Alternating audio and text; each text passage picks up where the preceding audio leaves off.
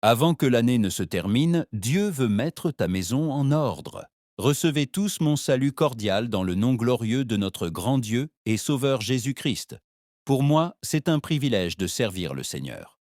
Je vous invite à ouvrir vos Bibles dans le deuxième livre des Rois, chapitre 20, verset 1. En ces jours-là, Ézéchias fut malade à la mort. Le prophète Ésaïe, fils d'Amo, vint vers lui et lui dit « Ainsi parle l'Éternel, mette ta maison en ordre, car tu vas mourir et tu ne vivras plus. » Cette parole fut donnée par Dieu au roi Ézéchias, par l'intermédiaire du prophète Ésaïe, à un moment décisif, lorsque certaines choses ne pouvaient plus rester en désordre. L'appel à mettre la maison en ordre n'était pas une condamnation, c'était une occasion de miséricorde.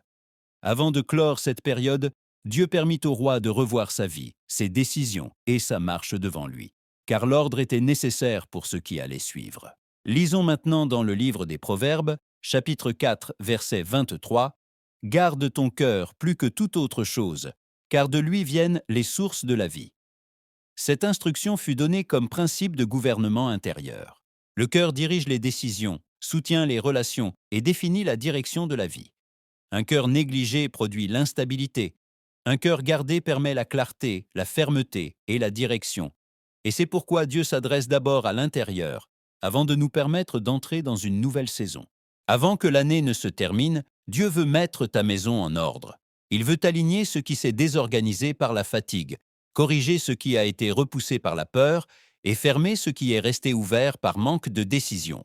L'ordre de Dieu ne limite pas, il prépare. L'ordre que tu permettras aujourd'hui sera la base de la stabilité dont tu auras besoin demain. N'ignore pas cet appel et ne remets pas à plus tard ce que Dieu te montre maintenant. Permets à Dieu de mettre ta maison en ordre afin d'entrer dans la nouvelle saison avec clarté et paix.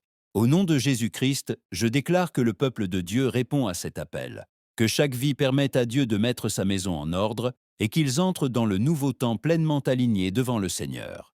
Que Dieu vous bénisse. Amen. L'écho de la voix de Dieu.